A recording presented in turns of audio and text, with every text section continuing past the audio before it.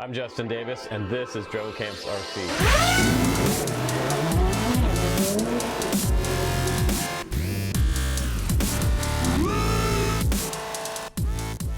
Hey guys, welcome to the Drone Camps review of the new Furibee X140. It's awesome. I'm just going to go ahead and say this right in the beginning of this video.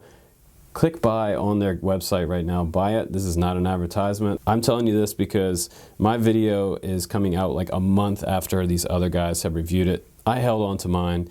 I've had it for 3 to 4 weeks and I flew the crap out of it. I flew this thing everywhere. I flew it on some 4S Nanotech 850s. This battery does good, but what I would recommend is using the Tattoo version of this battery, the Tattoo 4S 850, if you can get a hold of it, or 1000 milliamps would be fine on here as well. But this battery seemed to be a good weight size for it. I wouldn't really fly a 1300 on this because I think you get way better performance out of an 850 milliamp battery, and you're still going to get 3.5 to 4 minutes out of the flight time. And honestly, Furibee has just been killing it lately. We had the dinosaur quad that came out that I reviewed on the channel here. This one was awesome. It's still in one piece, and I'm able to fly that one. That one's a little 2S micro around the, I believe this was called the Q95, around the 95 millimeter size, and the big brother, which I just reviewed a couple days ago on the channel. This is the Furibee Dark Max, also running 4 to 6S battery on this one.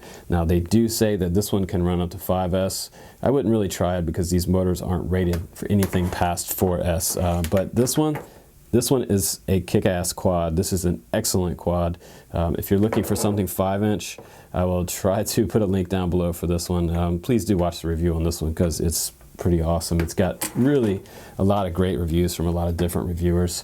But here we are 3 weeks later, and I can give you my opinion on this Furibee X140. Now, I was a little excited because the price point on this one's around $100, around $120, probably a little cheaper if you use a coupon on it. But it does have pretty nice specs on here, and it has a 100 milliwatt dipole antenna coming off the back, which it actually works pretty decent. I flew it around sort of an abandoned water park, and I was going under like concrete stuff and back up and over and around this little racetrack, and it did pretty well on there. So I like the image quality of this camera.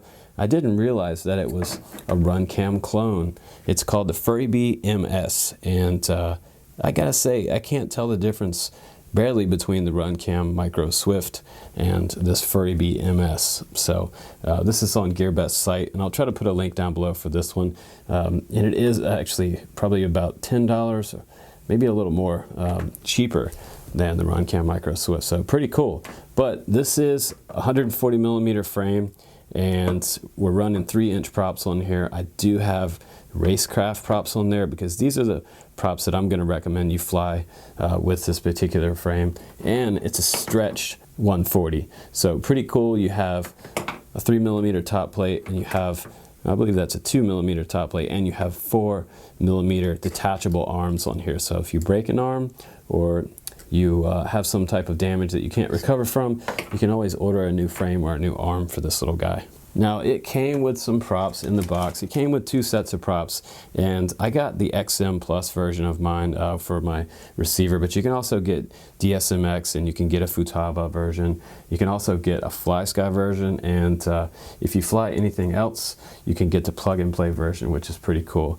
Now, I'm gonna say that these props are okay. You can fly with them, you can start out with them, and if you're moving up from something like this little guy over here, the Q95, if you're moving up from something smaller to the next big thing, and I just recommended this to a friend of mine, start out with these props and then get yourself a pack of those racecrafts. Try these out because I think you will love this with this frame and power combo.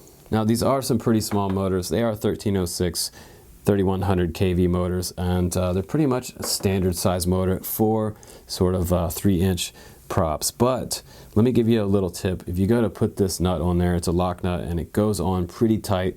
It does have the same type of shaft that's on the larger type of motors, like a 2205 or a 2306. It has a 3 millimeter shaft with a lock nut, so very, very durable lock nut. It's not coming off. But if you're going to put this on there, please don't put anything through the motor, because you can damage two things. One, you can damage the motor inside the coils. If you break some of these coils in there, you're really going to mess up your motor. So avoid sticking anything in any type of motors. Go on the Hobby King website. If GearBest has one of these, get yourself a motor wrench. This is a quantum motor wrench. It goes right around the motor like this, holds the motor in place, so you can crank down this nut right here. That is going to be the only way I would suggest tightening these down, because there is a little bit of space here, and you can crank it down nice and tight without damaging the motor, or maybe possibly breaking the tip off of your driver wrench, which I've done before, trying to do that very same thing. So get yourself one of these, and these are called motor wrench. They're absolutely awesome. It has little tiny rubber grips around the inside there to keep from damaging your motors. Now this frame is a Stretch X frame, and I love that. I think this thing looks super cool. I'm just going to hold it way back here so you can see there. And it does have detachable arms on here, so if you break an arm, slap a new arm on there. You could probably buy another kit and have some separate arms waiting for you if you do break it. But I did a pretty hardcore durability test with this quad. I went everywhere with it. I did notice that after I was done flying, I was missing a screw back here, and I was also missing a screw on this arm. Now, I didn't look when I first put it up in the air to see if these had vibrated off, but I might not have gone over this quad and checked it with my driver. Whenever you get a brand new quad, it's really important to take the quad, take a driver, and go over all the bolts, including the motor bolts on the very bottom. Those are a different size than your M3s over here, but you want to make sure that all of these are tight, because you can come back with missing bolts. Sometimes in the factory, they don't tighten stuff down all the way, so it's going to be your responsibility to make sure that all your bolts are on nice and tight. Now, one huge advantage you have if you decide to get this frame, it does have a universal type of mounting system on the bottom there. Looks like 20 by 20 millimeters. So if you break any of this up inside here, which I did, and I'll show you in just a minute, I can replace this ESC down here, and I can run a new ESC, 4-in-1 ESC up to the flight controller. So that's kind of nice. Also, even after they had added a third stack on the very top for this VTX, and this is supposed to be switchable between 25 and 100 milliwatt on this little button right above where you're going to connect to Betaflight right here on the USB port. They did have plenty of room above that for any other components. My receiver stuck to the top of it right here with a little piece of VHB, and I just did a little zip tie off the top here, which I've broken off during my flight test. But there's tons of room in here. I love this, and this is a really beneficial frame for a lot of race pilots, mainly because you only have 4 screws holding the top plate on. You can get to this stack really fast. If you want to get in there and do some maintenance, or you need to solder up something new, maybe you want to put on your receiver, you can get to things really quickly with this quad. Now also, let's spin around and look at the back. Right here you have a hole where there's a VTX antenna coming out. This is your dipole antenna, and it looks like this is soldered down to the VTX. Now this VTX is called the TX15A. It supports input voltage from 5 to 6 volts, and it has 8 channels on 5 different bands, A through E. So pretty cool. There's plenty of channels on here, and it has a 1-button push button right here above the USB port for changing your power settings and for changing your channels. So long press for changing bands, short press for the channels, and even longer press for changing power. It should light green and red there for your power changes. Now, if you look at the very back of the quad, we do have a beeper back here, and my beeper didn't really work that great for some reason. It was kind of muffled sounding. I might actually add another beeper on there.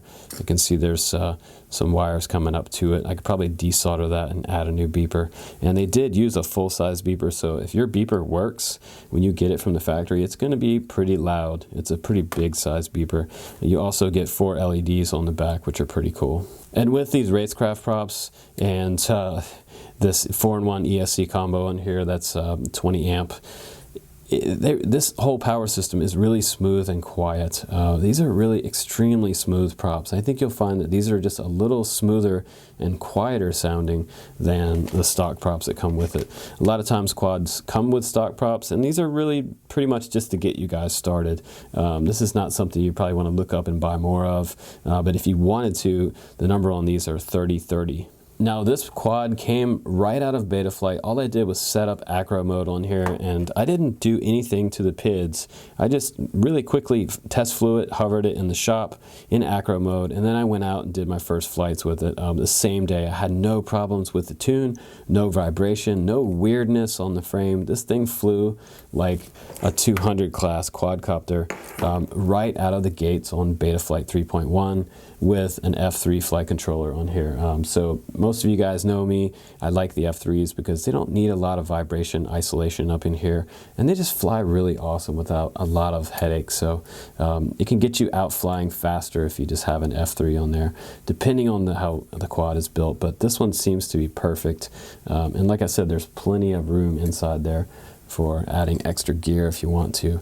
Now I'm just going to go ahead and jump right into the damage report right here because I like this frame. This frame survived everything I threw at it. Now I broke some components on mine, mainly because I fly a little bit fast sometimes, and I do hit things from time to time, but it's good for you guys because, hey, you get to see a damage report after the fact. So what did I break on here? The camera survived, which was super important because earlier last week, I broke a RunCam Micro because it was sitting out front like this, but it was kind of a dead cat style frame, so the RunCam was kind of sticking out on that design. Not the greatest design, and I have that quadcopter sitting over here to the right somewhere, but this frame took some serious punishment. I crashed into like an 8x8 inch pole, not once but twice, and the RunCam clone in here survived mainly because the arms swing way forward, and it keeps whatever you hit away from the camera, which is super important. Unless you were to come in and hit a branch. The camera's sticking out just a little bit here, but the motors took the brunt of the impact. And this front one right here, I actually bent the shaft so hard you can almost see it kind of going left to right there as I spin it. So this motor is completely done, but I have some more 1306s around the shop, so I'll just put a new one on there, and I'll get this thing back in the air. But other than that, when this hit the pole, it landed on the ground, and the strap right here is not the greatest. So I'm going to go ahead and say to upgrade this strap, because when this battery flew off, the force of this battery flying off ripped off the XT60 in the back here. So it ripped off 2 of the metal tabs that came off of the 4-in-1 ESC. So gonna have a hard time fixing something like that to get this going again. I might have to do some seriously technical soldering to be able to get this to work again. If I don't do that, I will be able to replace this 4-in-1 ESC with a new one. So not the end of the world, but that was a pretty heavy duty crash, probably 35, 40 miles an hour straight into a solid object is never good. So the frame completely survives. But if I did break an arm, you know, like I said, those are replaceable because they are singular arms. They're not a unibody style bottom plate. So pretty cool design by Furibee. I think it's this one's going to be probably one of my favorite ones of 2017 for the 3-inch series. I've been having a lot of fun lately with 2.5-inch quads, and these 3-inch quads absolutely rock. But get yourself a 4S 850, and I think that will be the perfect power to weight ratio for this particular quad and this power setup. You're going to like that a lot. So enough bench talk here, and enough like fuzzy, warm feelings about the X140. I've been telling everyone on the street about this one, and the guys that I've been flying with have thought it was a really cool looking quad, and they were pretty impressed with this little guy when I flew it for them in real time. So I think you guys would like it too. Just replace this battery strap with a bigger one, and you can run a battery strap through here. You don't have to do it like they have here. Just run it right under there. You have plenty of space to get a full-size strap through there. So take this little guy off, toss it to the side, maybe use it for a little tiny micro, something like a 95mm micro would be totally fine, but not for the big batteries, especially if you're trying to fly a 1300 on this one, which I don't recommend. But anyway, guys, let's go ahead and take this one out and fire it up, and I'll show you how awesome this little quad is out in the field.